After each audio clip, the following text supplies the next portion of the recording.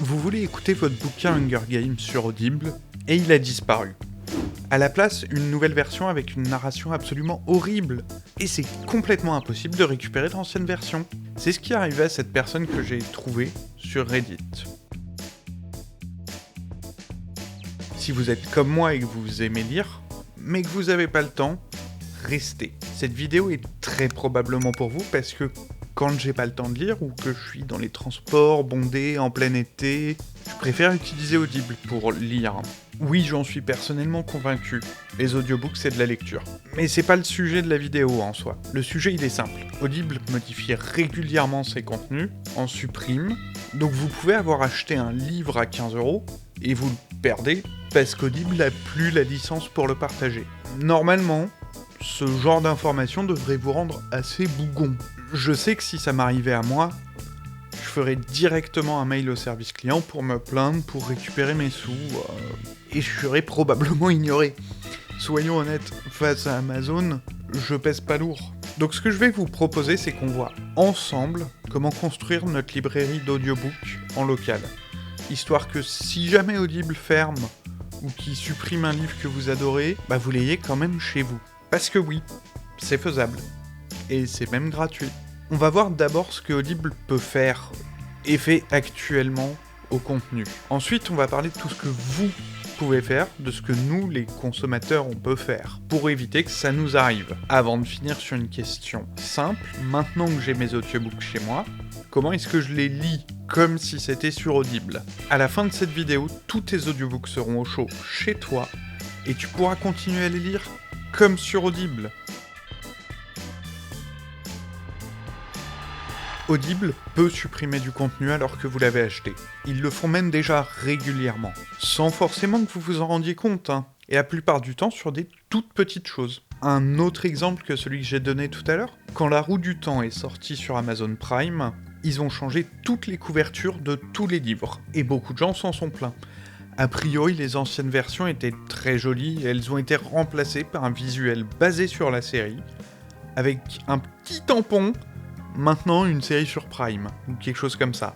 En soi, la couverture du livre est pas très importante, je suis d'accord, mais c'est pas le problème. Il y a des gens qui ont acheté une version du livre parce qu'ils la trouvaient belle, donc on peut imaginer que pour un audiobook, ils le fassent aussi.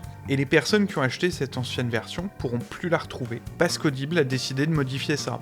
Pour l'illustration, imaginez une seconde, vous achetez un DVD et un des acteurs meurt avant la fin de la série, genre entre deux saisons. C'est un peu comme si la société qui vous a vendu le DVD venait chez vous et collait la tête d'un autre acteur, celui qui sera pour les nouvelles saisons, sur toutes les images où il y a l'ancien.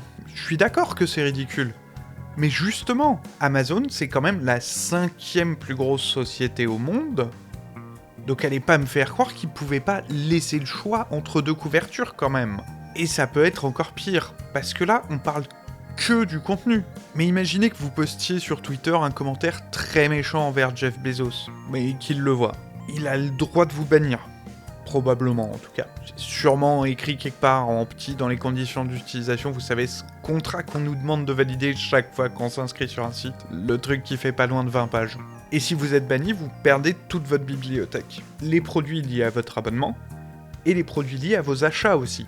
On peut aussi se dire tout simplement qu'on ne veut pas passer obligatoirement par des plateformes Amazon pour écouter nos médias. Parce que, encore une fois, dans les CGU, on a un tout petit texte qui nous dit qu'on va être espionné. C'est ce qu'on appelle les analytics, et qui vont être envoyés et vendus à différents partenaires. Je les ai pas lus, donc je sais pas exactement ce qui est repris comme info, mais le fait de pas vouloir passer par les services Amazon directement se comprend du coup. C'est retirer toute une partie des analytics qu'Amazon va vendre à ses partenaires. À notre échelle, on peut faire notre petit peu de résistance face aux géants de la tech. Après, rassurez-vous, tous les géants de la tech vendent nos analytics, pas que Amazon. Et enfin, moi, il y a une raison que je trouve encore plus profonde, qui fait qu'on peut vouloir avoir ses livres en local chez soi. Comme dans ma vidéo précédente, on fonctionne en streaming avec Audible. Et qui dit streaming dit location longue durée, en fait. Et contrairement à la voiture, il n'y a pas d'option d'achat à la fin. Audible ferme ou vous quittez la plateforme, vous avez plus rien du tout. Personnellement, c'est un mélange de ces 3 points qui a fait que j'ai mis en place ce système chez moi. Je veux pas générer de la valeur supplémentaire pour Amazon, je veux être propriétaire de ce que j'achète, et une fois ça m'est arrivé, j'ai désactivé mon abonnement, et j'ai perdu absolument tous mes bouquins. Maintenant qu'on sait pourquoi il est important de sauvegarder ces audiobooks, posons-nous la vraie question. Comment est-ce qu'on va le faire ? Je vais vous présenter un outil. Il est gratuit, il est open source, et il existe depuis plusieurs années. Personnellement, je l'utilise depuis pas mal de temps, et de mon côté, j'ai jamais eu le moins de problèmes avec mon compte. Cet outil, c'est Libation, L-I-B-A-T-I-O-N, un logiciel que vous allez installer sur votre ordinateur. Il va fonctionner de manière très simple, vous allez vous connecter dessus, lui dire quelle version d'Audible vous êtes, .fr, .com, ça change le catalogue et donc c'est pas le même compte. Et automatiquement, il va aller récupérer la totalité de votre librairie.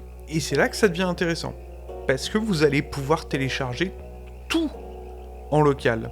Un peu comme avec l'application Audible directement sur Windows, mais sans l'encryptage de vos fichiers en plus.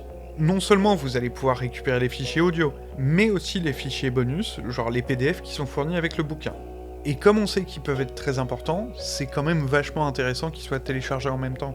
Maintenant, moi, ça fait quelques mois que j'ai pas lancé un backup avec Libation, donc on va le faire ensemble sur mon ordinateur. Et je vais vous montrer à quel point c'est facile, hein.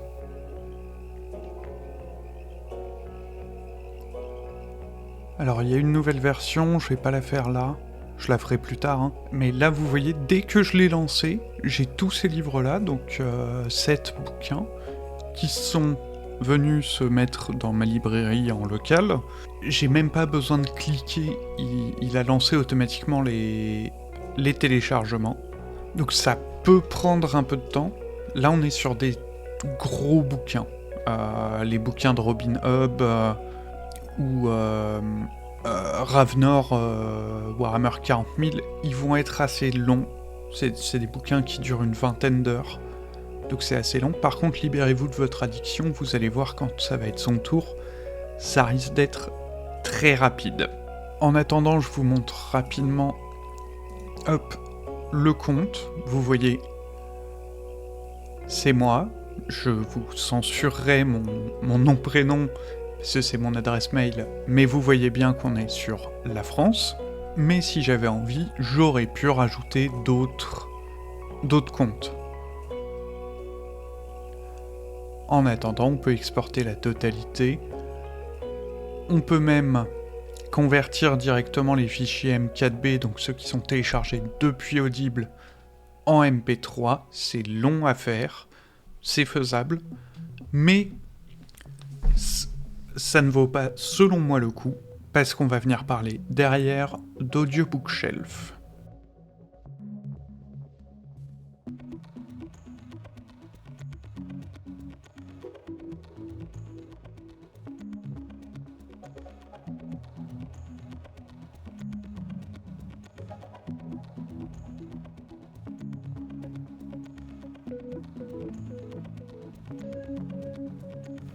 Moi, j'ai configuré Libation uniquement pour mon compte.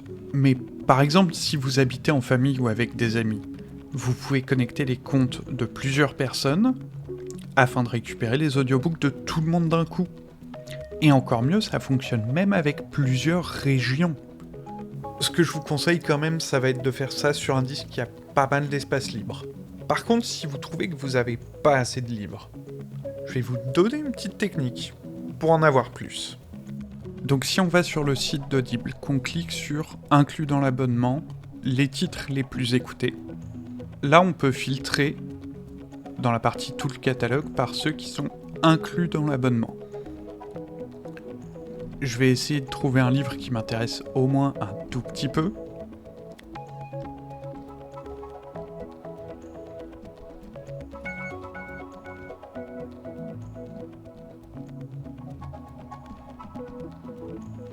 Allez, on va dire par exemple 20 000 lieues sous les mers de Jules Verne, ça fait des années et des années que je l'ai pas écouté, que je l'ai pas lu, donc voyons voir ce que ça donne. Là je l'ajoute à ma bibliothèque, et vous allez voir directement, je retourne dans Libation, scanne la librairie, et il est en téléchargement. Maintenant que vous savez comment récupérer vos fichiers, vraiment, commencez par le faire. Lancez le processus en fond, pendant que je continue la vidéo. Là maintenant, du coup, vous avez des gigas de fichiers en .m4b sur votre ordinateur. Super, fin de vidéo. Non, ces fichiers M4B, vous pouvez les lire avec n'importe quel lecteur média. Mais ce que je vais vous présenter ici, ça va vous permettre de rendre l'expérience de lecture encore plus agréable que celle d'Audible. L'outil qu'on va utiliser pour ça, c'est un logiciel qui s'appelle Audiobookshelf. Mais avant de vous le présenter, je dois vous parler d'autre chose. Si vous êtes comme moi et que les audiobooks, c'est surtout quand vous êtes dehors, en train de marcher, dans les transports, à la salle, bah vous allez sûrement me demander « Mais Evie, comment je les lis sur mon téléphone ?» La réponse, c'est aussi Audiobookshelf, mais la version mobile. Mais comment est-ce que vous allez vous connecter à votre bibliothèque sur votre PC ? C'est un peu dommage de devoir copier tous vos fichiers vers votre téléphone, même si vous pouvez le faire, hein. Et c'est là qu'intervient ce qui est sûrement le meilleur outil de la vidéo. Parce que pour pouvoir accéder à votre bibliothèque depuis n'importe où dans le monde, voici l'outil que j'utilise, Tailscale. C'est un logiciel gratuit qui va vous permettre de créer un lien direct entre deux supports, comme s'ils étaient connectés au même réseau Wi-Fi. Et du coup, plus besoin de transférer vos fichiers depuis votre PC jusqu'à votre téléphone. Vous allez voir, dit comme ça a l'air compliqué, mais en 5 minutes, c'est réglé. Sur le site de Tailscale, donc tailscale.com, vous retrouverez les liens en description, hein. Vous aurez juste à créer un compte. Ensuite, vous installez l'application sur votre ordinateur et presque tout est prêt. Il ne vous reste plus qu'à l'installer aussi sur votre téléphone. Heureusement, il existe des applications officielles, Tailscale pour Android et iOS, donc pas besoin de vous inquiéter si vous avez un iPhone. Vous vous connectez aussi sur votre téléphone, puis vous ajoutez un client du type approprié. iPhone, Android, ça va vous donner la méthodologie pour connecter les deux, et une fois que c'est connecté, en fait, vous verrez un tunnel VPN apparaître entre vos deux appareils. Autre chose qui est très important, ici, notez l'adresse IP qui vous est donnée parce qu'elle vous servira un tout petit peu plus tard pour vous connecter à Audiobookshelf. Mais du coup, ça sert à quoi ? Et bah ça vous permet de connecter la prochaine application qui doit aussi être installée sur votre ordinateur et votre téléphone directement entre les deux. Et cette application, c'est Audiobookshelf. Commencez par l'installer sur votre ordinateur et votre téléphone, et on se retrouve tout de suite pour la partie configuration de votre librairie. Je suis connecté à Tailscale, comme vous pouvez le voir, avec la petite clé en haut de l'écran, et j'ouvre Audiobookshelf. Mais comme vous pouvez voir, il ne sait pas où se connecter, il ne sait pas où il y a une bibliothèque. Donc je vais vous montrer. Vous reprenez l'adresse IP de tout à l'heure, qui était écrite dans Tailscale. Donc pour moi c'est 10.1. quelque chose. Et vous rajoutez le port ensuite que vous avez sélectionné pendant votre installation d'Audiobookshelf sur votre ordinateur. Par défaut, c'est le 13378. Ensuite, il va vous demander de vous connecter avec un compte que vous avez aussi normalement créé au moment où vous avez installé Audiobookshelf ou configuré sur votre ordinateur pour la première fois en tout cas. Là, j'ai pas besoin de censurer le nom ou le mot de passe parce qu'on va pas se mentir, il faudrait déjà que vous soyez connecté soit à mon PC, soit à mon Tailscale, et il y a très peu de chances qu'un des deux arrive, hein.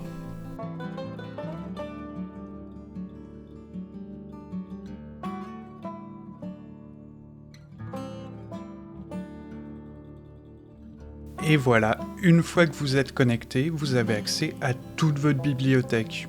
En tout cas, tant qu'Audiobookshelf et Tailscale sont lancés sur votre ordinateur aussi. Là, vous pouvez voir toute une partie des bouquins que j'ai sur mon Audiobookshelf en local, dont 20 000 lieues sous les mers. C'est pour ça que je vous recommanderais toujours de télécharger 1 ou 2 audiobooks, histoire que si vous oubliez de lancer Audiobook Shelf ou Tailscale, que vous puissiez quand même profiter de votre bibliothèque. Et maintenant, vous avez une version nettement plus sympa d'Audible, directement chez vous. Voilà, c'est fait. Si vous avez suivi les étapes au fur et à mesure que la vidéo avançait, vous avez maintenant vos audiobooks en local sur votre PC. Vous pouvez écouter vos audiobooks depuis votre ordinateur, votre téléphone, votre lecteur multimédia et beaucoup d'autres appareils. Rendez-vous compte d'où on est parti. David contre Goliath. Nous contre Audible. Enfin, pas vraiment, vu qu'on est quand même abonnés et on continue à leur donner des sous tous les mois. Mais au moins, on n'a plus besoin de leur donner des tonnes de données en plus. Libation pour récupérer vos livres, Audiobook Shelf pour gérer votre bibliothèque, et Tailscale pour vous y connecter partout dans le monde. Si vous avez apprécié la vidéo, qu'elle vous a appris quelque chose, n'hésitez pas à mettre un like, à vous abonner si ce genre de contenu vous plaît.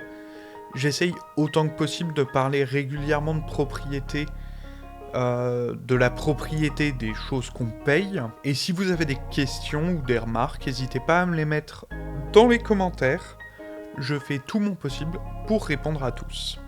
On se retrouve la semaine prochaine pour une vidéo sur un autre sujet, complètement différent, mais j'espère qu'il vous plaira aussi. En tout cas, je vous souhaite un très bon week-end et à bientôt. Salut!